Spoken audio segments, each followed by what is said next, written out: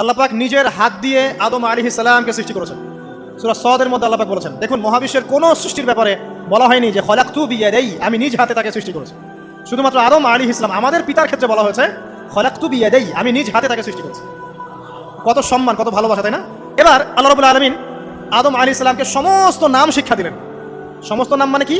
ওয়াল্লামা আদামাল আসমাআ কুল্লাহা। আল্লাহ পাক বলছেন এরপর আমি আদম আলাইহিস সালামকে মহাবিশ্বের যত জ্ঞান আছে সমস্ত নাম শিক্ষা দিয়ে দিলাম। সুবহানাল্লাহ। যেই জ্ঞান ফেরেশতাদেরও ছিল না, যেই জ্ঞান ইবলিসেরও ছিল না। ইবলিস কিন্তু অনেক জ্ঞানী ছিল, অনেক বড় আবেদ ছিল, সে দীর্ঘদিন আল্লাহর ইবাদত করেছে, কিন্তু এই জ্ঞান কিন্তু তারও ছিল না, ফেরেশতাদেরও ছিল না।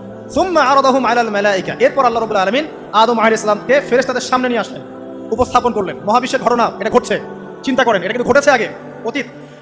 এবার সমস্ত ফেরেশতার সামনে আদম আলাইহিস সালামকে নিয়ে আসা হচ্ছে। এবার বলা হচ্ছে যে হে ফেরেশতারা, তোমরা এই নামগুলো বলে দাও দেখি, তোমরা যদি সত্যবাদী হও। তো ফেরেশতারা বলছেন লা ইলমা লানা ইল্লা মা আল্লামতানা, হে আল্লাহ আপনি আমাদেরকে যা শিখিয়েছেন এর বাইরে তো কোনো জ্ঞান নাই আমাদের। তারপর আল্লাহ পাক আদমকে বললেন আলাইহিস সালাম, হে আদম তুমি সব নাম বলে দাও দেখি। এরপর আদম আলাইহিস সালাম সমস্ত নাম একটা একটা করে বলে দিলেন। আমাদের পিতা জ্ঞানী ছিলেন, নজ্ঞ ছিলেন, আর আমরা তার সন্তান হিসেবে জ্ঞানী নজ্ঞ, এটা আমাদের শোভা পায়। আমাদের পিতা ছিলেন মহাবিশ্বের সবচেয়ে জ্ঞানী সত্তা, আল্লাহ রাব্বুল আলামিন তাকে জ্ঞান শিক্ষা দিয়েছেন, সমস্ত জ্ঞান।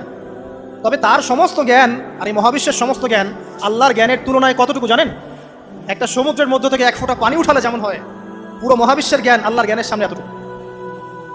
আল্লাহ পাকের জ্ঞান এত অসীম, পুরো মহাসাগরের মধ্য থেকে এক ফোঁটা পানি তুললে, ওই যে এক ফোঁটা পানি তুললেন, এটা মহাবিশ্বের জ্ঞান, আর বাকি সমস্ত পানি এটা আল্লাহ পাকের জ্ঞান। ঠিক দুনিয়ার জীবনের এক্সাম্পলটা এমনই।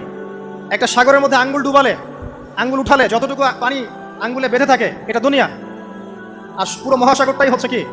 আখিরাত। নবীজি বলছেন সাল্লাল্লাহু আলাইহি ওয়াসাল্লাম, একটা মৃত গাধাকে দেখে বলছেন, সাহাবীরা তোমরা কি কেউ এই গাধাটাকে 1 দিরহামের বিনিময়ে কিনবে? কান কাটা, মৃত, গলে আছে, এই গাধাটাকে কিনবা 1 দিরহাম দিয়ে? সাহাবীরা বলছেন মাংনা দিলেও তো কিনবো না। ইয়া রাসূলুল্লাহ, যদি ফ্রিও কেউ দেয়, বিনামূল্যে দেয়, তাও তো নিব না। তখন নবী সাল্লাল্লাহু আলাইহি ওয়াসাল্লাম বলছেন, এটাই হচ্ছে আল্লাহর কাছে দুনিয়ার এক্সাম্পল। ওই মৃত গাধা তোমাদের কাছে যতটা না ইম্পর্টেন্ট, যতটুকু মূল্য রাখে, আল্লাহর কাছে এই দুনিয়া তার চেয়েও কম মূল্য রাখে। তো এই দুনিয়াতে তো সব ফয়সালা হবে না। আমরা তো হতাশ হয়ে যাই না যে দুনিয়াতে এমন কেন, এটা কেন, ওইটা কেন। দুনিয়া এটারই জায়গা, দুনিয়া সবকিছুর কনক্লুশনের জায়গা না, সবকিছুর পরিসমাপ্তির জায়গা হচ্ছে কিয়ামতের মাঠ। ওই দিন যে সফল সে সফল, যে ব্যর্থ সে ব্যর্থ।